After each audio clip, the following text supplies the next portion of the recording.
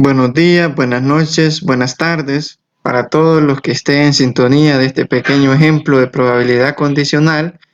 Es grato que deleiten un poco su mente con un pequeño conocimiento acerca del tema.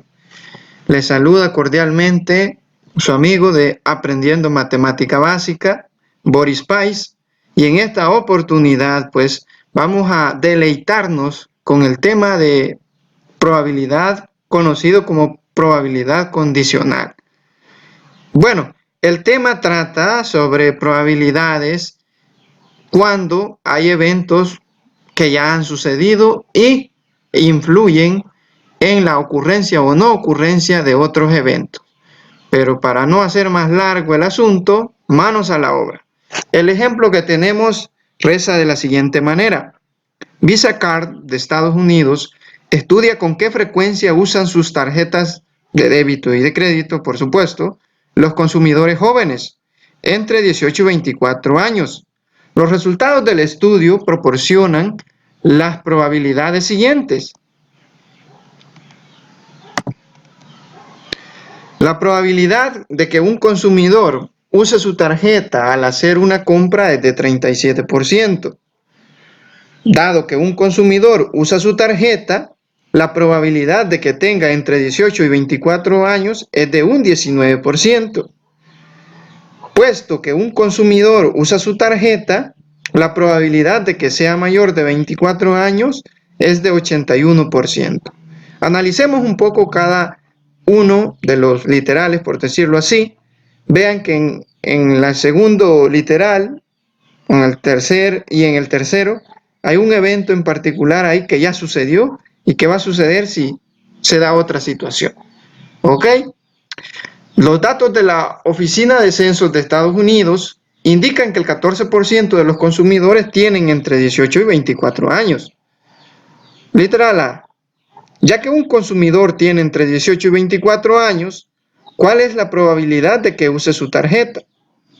Si un consumidor, dice el literal B, tiene más de 24 años, ¿cuál es la probabilidad de que use su tarjeta? Bueno, veamos qué sucede. Primero hay que definir los eventos de los cuales está compuesto el problema. El evento E, el consumidor tiene entre 18 y 24 años. Evento E complemento, el consumidor tiene más de 24 años. Evento C, el consumidor usa su tarjeta. Vean, esos son los tres eventos que nos deleita ahí el problema en un primer momento. Luego de ello, nos provee los siguientes datos. La probabilidad de que el consumidor use su tarjeta es de 0.37.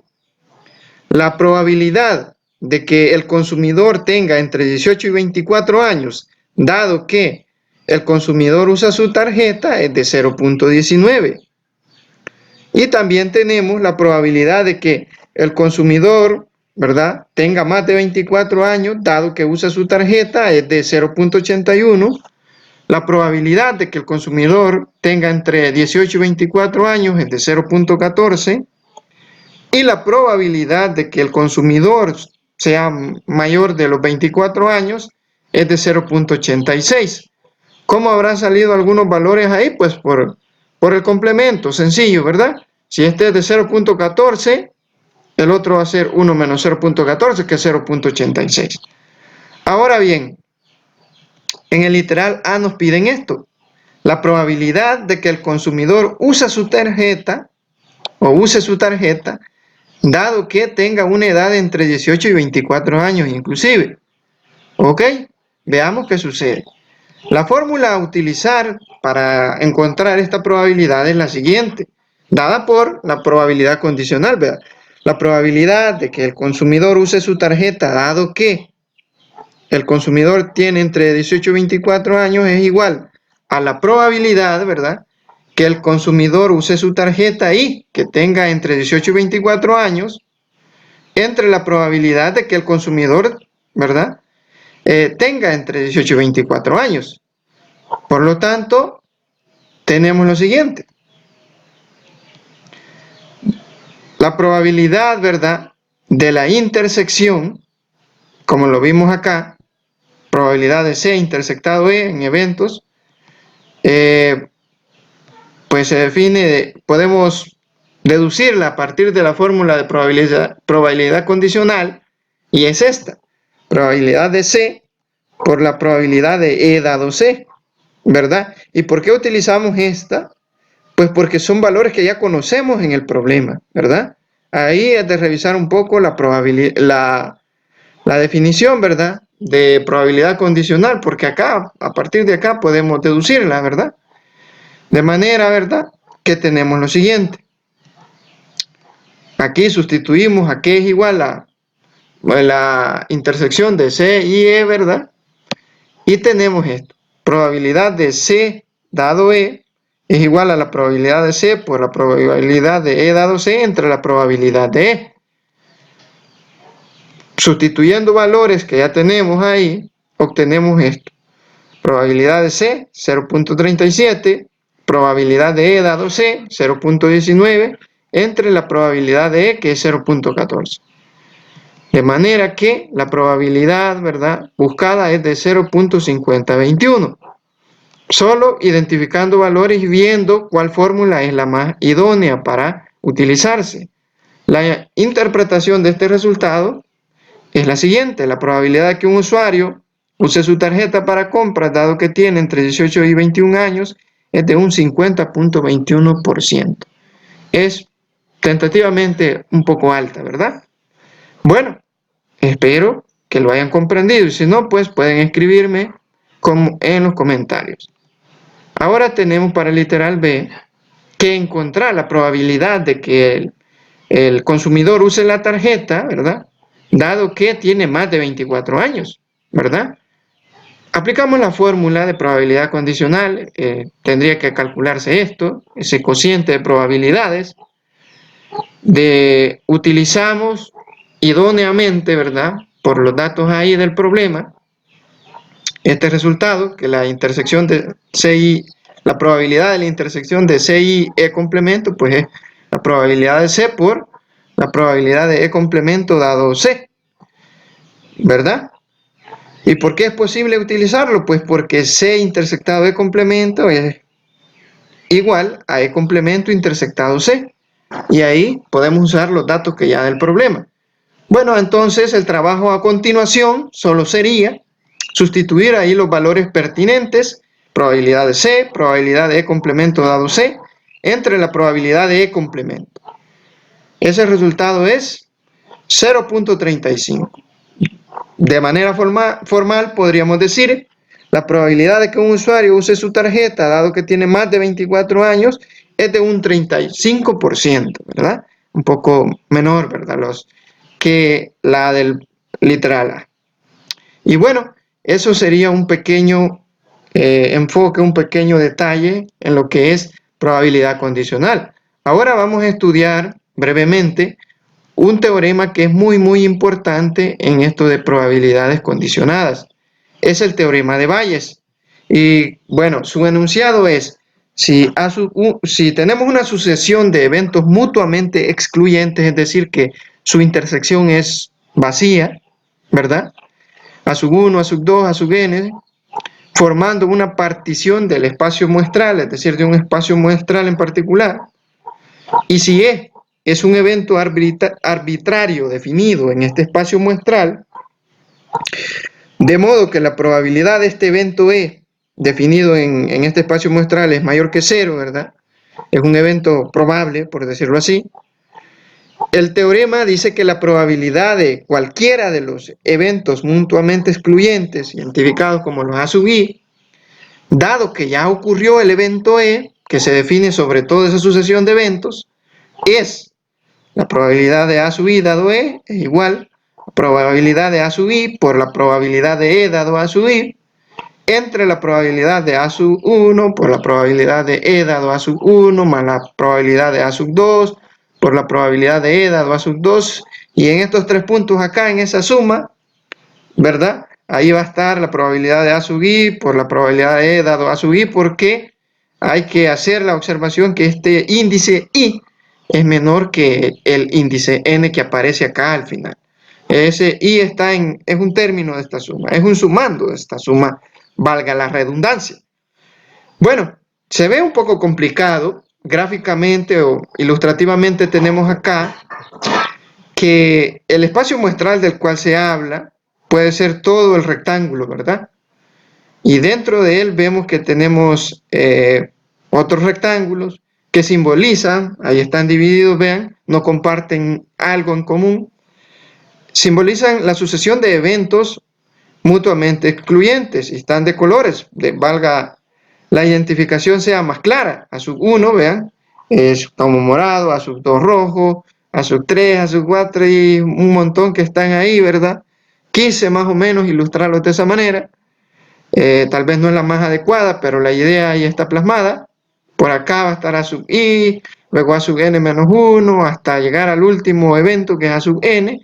Y sobre todos ellos está este evento acá un poco elíptico, ¿verdad? La figura, que es el evento E, que se define tomando una parte de cada uno de ellos, ¿ven?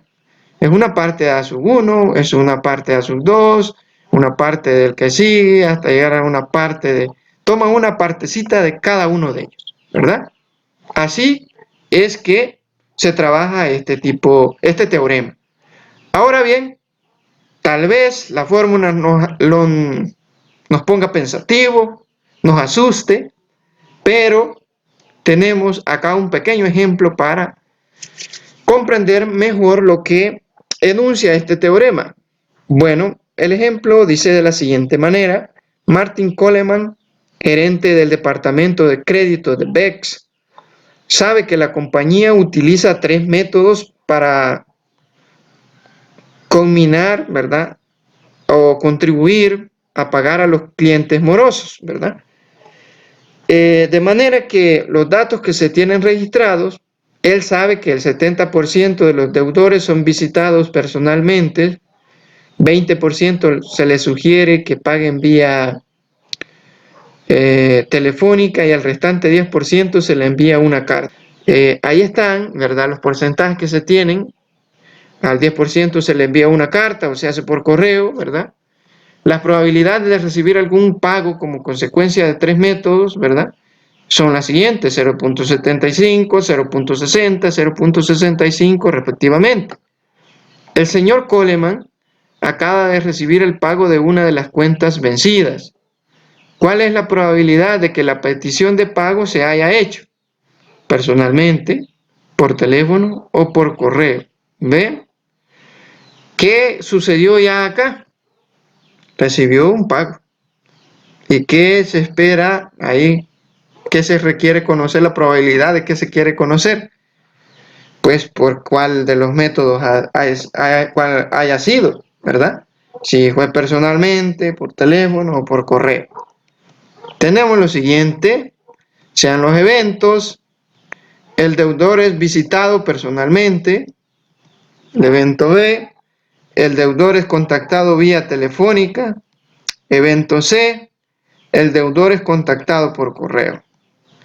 Y el evento D es el deudor paga su deuda. Vean que las 3 formas de comunicar al moroso ahí que pague son totalmente excluyentes. Visitarlo no tiene nada en común con llamarlo o con mandarle una carta por correo, ¿verdad? Y sobre ello se define que por uno de esos métodos se espera que paguen, ¿verdad?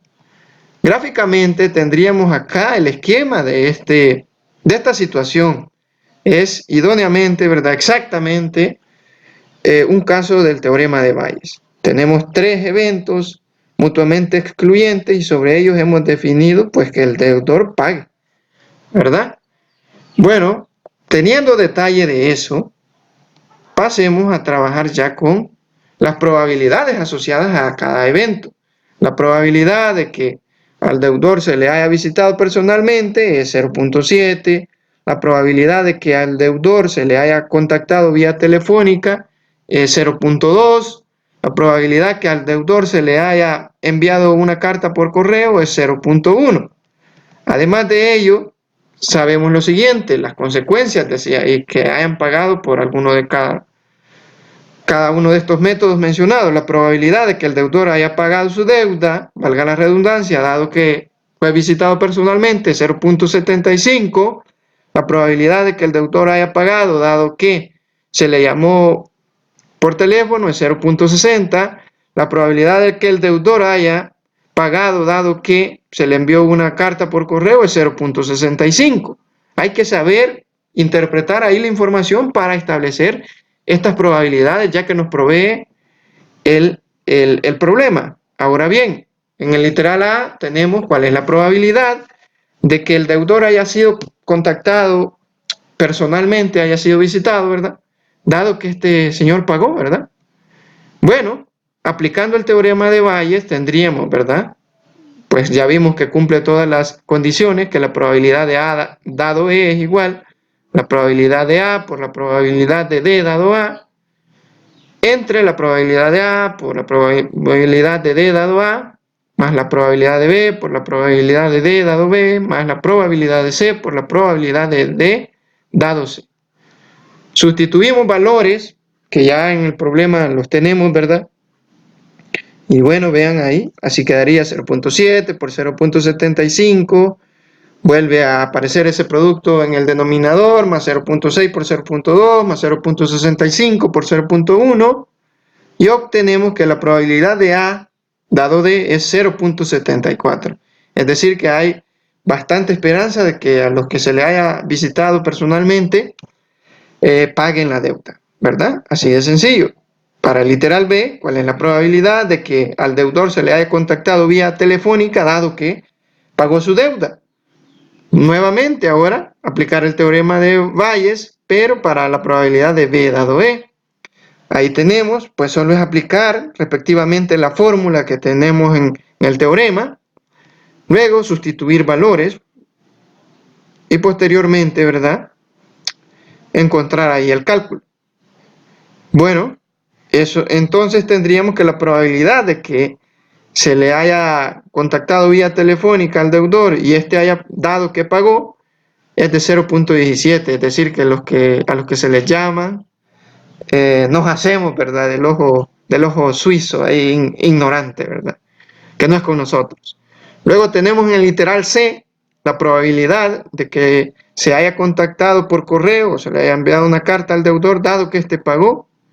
Ahora hay que sustituir ahí en la fórmula del teorema de Bayes.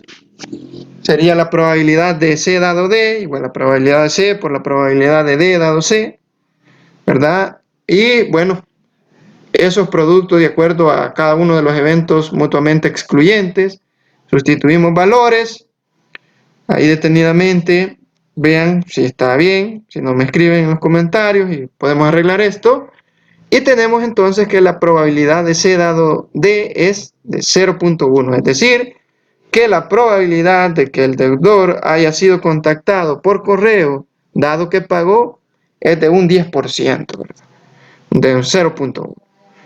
Ok, esta sería una pequeña probadita de estos temas. Saben que estamos a la orden y espero que les haya gustado. Les dejo esta bonita reflexión para que cada vez que piensen en desistir en sus labores, encuentren ánimos para emprender lo más fuerte que puedan sus metas.